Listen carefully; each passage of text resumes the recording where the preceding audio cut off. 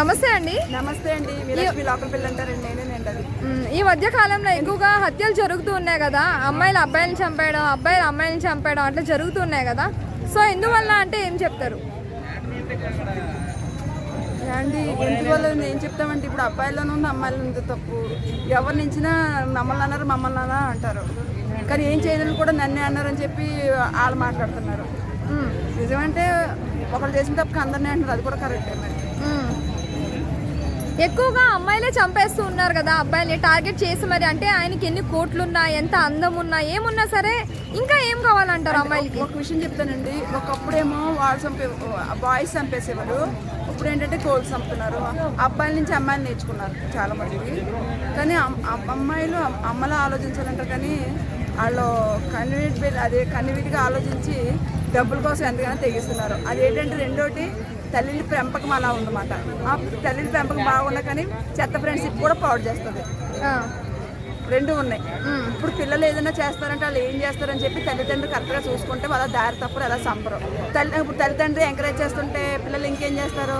వాళ్ళు సరిగ్గా ఉంటే వీళ్ళకి చెప్పాలి, వాళ్ళే మైండ్ అట్లా ఉంటుంది, పిల్లలు కూడా అట్లాగే సో కోడికి మనిషికి తేడా లేకుండా లేపాడేస్తున్నారు అమ్మాయిలు.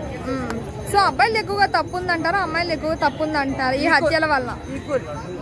ఈక్వల్ ఎందుకు చెప్పనా, అమ్మాయిలు కూడా అలాగే ఆలోచిస్తున్నారు. ఒక అమ్మాయి అందగత్తి ఉండాలి, దానికి బాగా డబ్బులు ఉండాలి, అది నాకు పెడితే బాగున్నారు. కొంతమంది అబ్బాయిలు ఉన్నారు. కొంతమంది రియల్గా లవ్ చేస్తున్న వాళ్ళు ఏమవుతుంది, వాళ్ళు కొద్దిగా అమ్మాయిలు మంచిగా దొరకట్లేదు. వాళ్ళు ఎక్కడ దుక్కున్నా ఈ కృష్ణకాంత పార్కులో ఎక్కడెక్కడ దేవదాసులు ఇలా తిరుగుతూ ఉంటారు. అంటే వాళ్ళందరూ ఆడని అంటలేదు, ఉన్నారు కదా. అంటే పెళ్లి చేసుకున్నాక భార్య మీద అనుమానం వల్ల కూడా భార్యలు చనిపోయే అవకాశాలు కూడా ఎక్కువగా ఉన్నాయి. ఈ మధ్య హత్యలు అలా కూడా అయ్యాయి. దాని గురించి ఏం చెప్తారు? అంటే చాలా మట్టుకి బయటికి ప్రతిలాగా నటిస్తున్నారు చాలా మంది పెళ్ళైన అమ్మాయిలు. కానీ వాళ్ళు ఏం చేస్తున్నారు, హస్బెండ్ గుమ్మం నుంచి పంపిస్తున్నారు, వెనక సైడ్ నుంచి లవర్ని తెచ్చుకుంటున్నారు. లేకపోతే ఒక అమ్మాయి ఫోన్ తీస్తే అక్కడ ఏం జరుగుతుంది, ఎలా ఉన్నదో అంతా తెలిసిపోద్ది. ఫోన్ చెక్ చేయరు, ఎందుకంటే ఎందుకులే మా వైఫై కదా దాని మీద నమ్మకం పెట్టుకుని.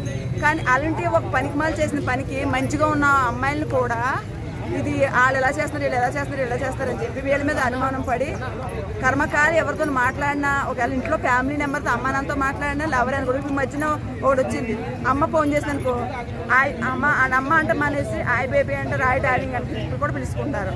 దాన్ని బట్టి కూడా అనుమానం పడుతున్నాడు. ఎవరు డార్లింగ్ అది అంటే అమ్మ అది ఎవరో మొగుడుతో మాట్లాడుతుంది, దేశం మీద ఇలాగే ఉన్నారు కదా ఈ అమ్మాయి కూడా. కానీ ఏంటంటే వీళ్ళు ఒకటి అర్థం చేసుకోవాలి, మొగుడే ఉంచుకున్నవాడే.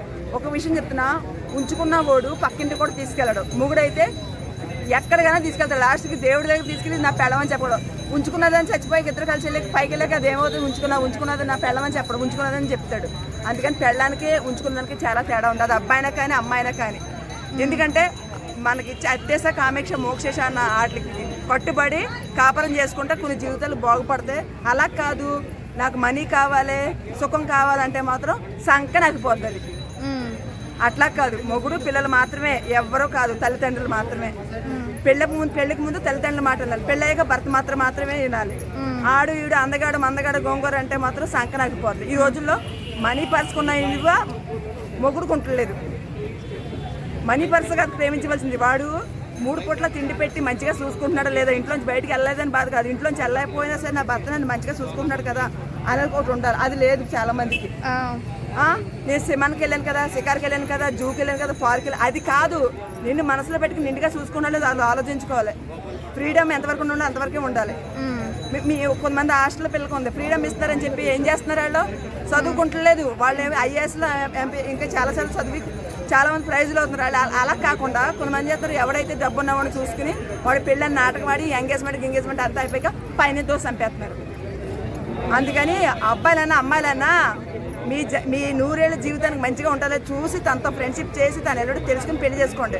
అది పైకి ఏదో నటిస్తుందా, మీకు ఒక మనసాక్షి ఉంటుంది కదా, దాంతో ఎవరేటని తెలుస్తుంది కదా, అలా ఆలోచించుకుని పెళ్లి చేసుకోండి. తప్పు కాదు, పెళ్లి చేసుకోండి, కానీ అది మంచిగా చెడ్డదాన్ని చూసి చేసుకోండి. అలా అయితే మీ సేవలో కుక్కర్లోనో లేకపోతే అదేంటది డ్రమ్ములోనో లేకపోతే కొండ మంచో సావడం ఉండదు.